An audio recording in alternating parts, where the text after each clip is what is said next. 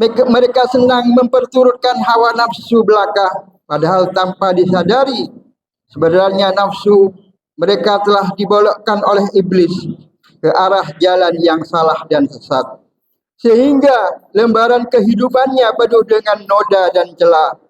Di antaranya adalah suka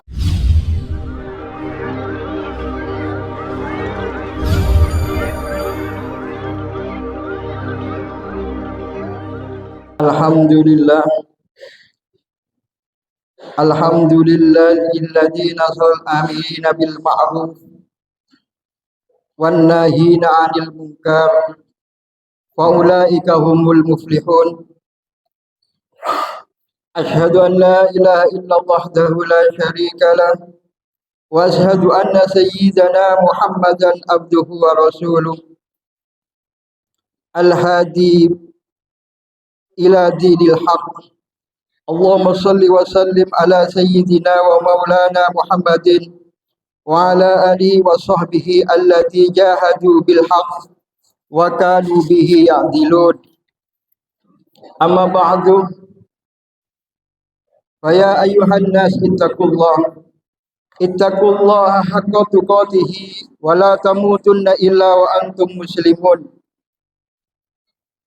Hadirin jamaah Jumat rahimakumullah, marilah kita selalu berusaha meningkatkan keimanan dan ketakwaan kita kepada Allah Subhanahu wa taala dengan cara terus-menerus meningkatkan usaha kita dalam melaksanakan segala perintahnya dan dalam menjauhi semua larangannya, sebab hanya dengan iman dan takwa yang sesungguhnya kebahagiaan dan keselamatan dunia sampai akhirat akan kita raih dan akan kita capai. Dan mudah-mudahan kita termasuk dalam golongan hamba Allah yang mendapatkan ridho dan senantiasa dilindungi serta mendapatkan kebahagiaan yang hakiki di dunia maupun di akhirat.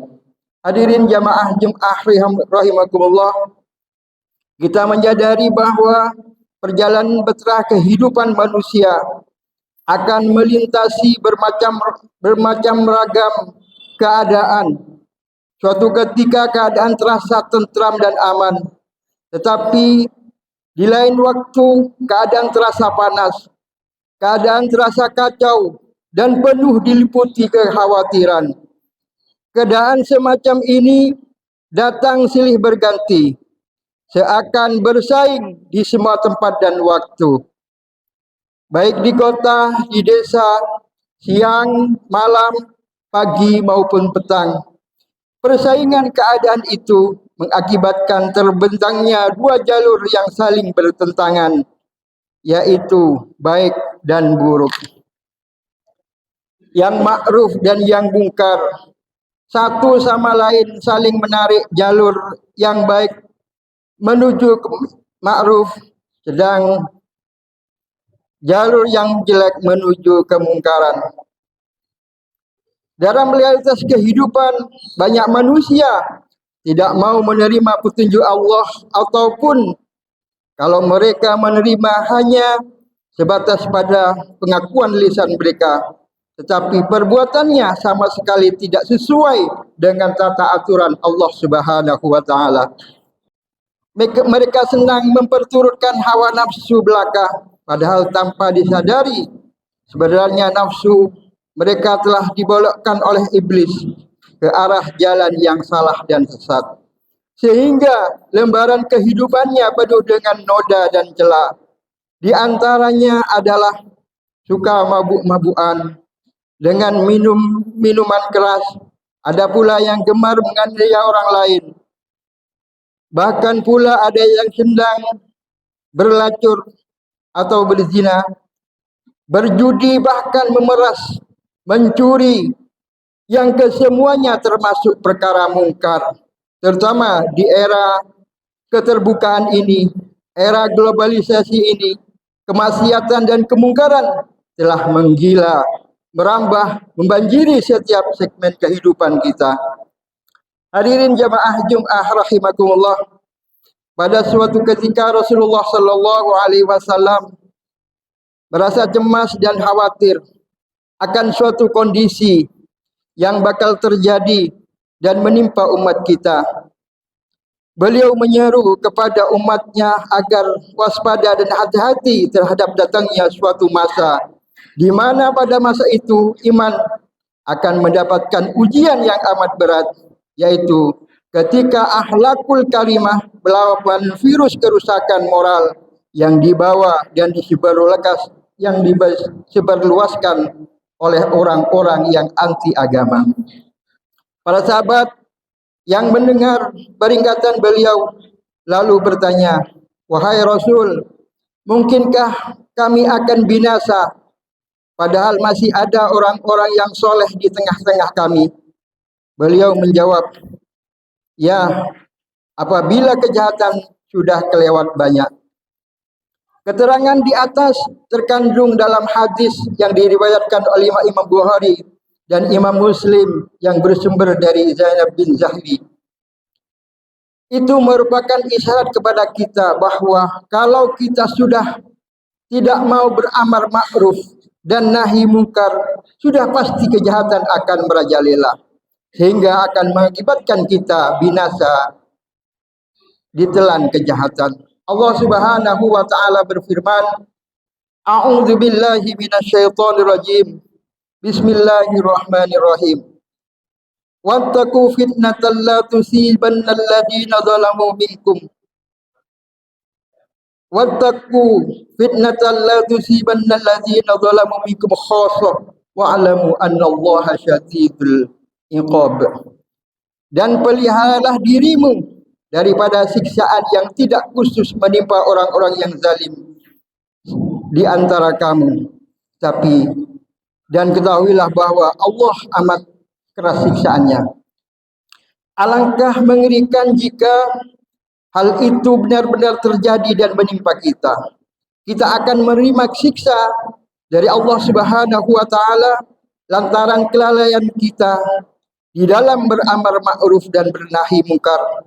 Oleh sebab itu, sebelum apa yang terjadi menimpa kita, kita harus mengubah sikap untuk menjaga agar jangan sampai tertimpa siksa, yaitu dengan giat melakukan amar ma'ruf nahi mungkar kapan saja, kepada siapa saja, sekalipun orang itu atasan kita, tentu dengan cara yang bijaksana, bil mau'izatil hasanah. Hadirin jamaah Jumat rahimakumullah. Di dalam menghadapi realitas seperti ini, Allah telah memerintahkan hambanya untuk berbuat sesuatu demi menyelamatkan mereka. Sesama hamba Allah mengingatkan mereka dari kekeliruan dan kesalahan. Allah Subhanahu wa taala berfirman, "A'udzu billahi minasyaitonir rajim. Bismillahirrahmanirrahim. Wal takum minkum ummatun yad'una ilal khair wa ya'muruna bil ma'ruf wa yanhauna 'anil munkar wa ulaika humul muflihun." Dan hendaklah ada di antara kamu segolongan umat yang menyuruh kepada kebajikan, menyuruh kepada yang ma'ruf, mencegah kepada yang munkar. Mereka itulah orang-orang yang beruntung. Rasulullah sallallahu alaihi wasallam bersabda, "Man ra'a minkum munkaran falyughayyir biyadihi fa illam yastati fa bilisanihi fa illam yastati fa biqalbihi wa dzalika aqaful iman." Rasulullah sallallahu alaihi wasallam bersabda, barang siapa di antara kamu melihat kemungkaran, maka hendaklah ia mengubahnya dengan tangannya, dengan kekuasaannya. Apabila ia tidak mampu, maka dengan lisannya, menasihatinya. Apabila ia tidak mampu, maka dengan hatinya. Dan yang demikian itu adalah selemah-lemahnya iman. Hadirin jamaah Jum'ah rahimakumullah, dengan tegas dan jelas ayat dan hadis di atas merupakan perintah bagi kita untuk melaksanakan amar ma'ruf nahi mungkar, yang mungkin masih menjadi pertanyaan di antara kita, apa yang dimaksud dengan amar dan ma'ruf. Yang dimaksud dengan kategori ma'ruf adalah segala sesuatu perbuatan yang mendekatkan diri kepada Allah Subhanahu wa taala. Sedangkan yang mungkar adalah segala sesuatu perbuatan yang menjauhkan diri kepada Allah Subhanahu wa taala. Setiap kebaikan dan amal soleh adalah yang ma'ruf, dan setiap keburukan dan kemaksiatan adalah yang mungkar. Hadirin jamaah Jumat rahimakumullah, mudah-mudahan kita semua diberi kekuatan lahir maupun batin dalam menegakkan nilai-nilai agama Islam, beramal ma'ruf dan bernahi mungkar, dan semoga para pemimpin kita dan seluruh komponen bangsa mendapatkan bimbingan dan petunjuk dari Allah Subhanahu wa taala, sehingga dalam kehidupan bermasyarakat, kehidupan berbangsa, kehidupan bernegara di negara tercinta ini dijauhkan dari segala bentuk fahsya, mungkar, dan bagi dilindungi dari segala bencana, serta terwujudnya masyarakat yang adil dan makmur, bahagia, sejahtera, lahir maupun batin. A'udzubillahi minasyaitonirrajim. Bismillahirrahmanirrahim. Wal asri innal insana lafi khusr illa alladhina amanu wa 'amilus shalihat.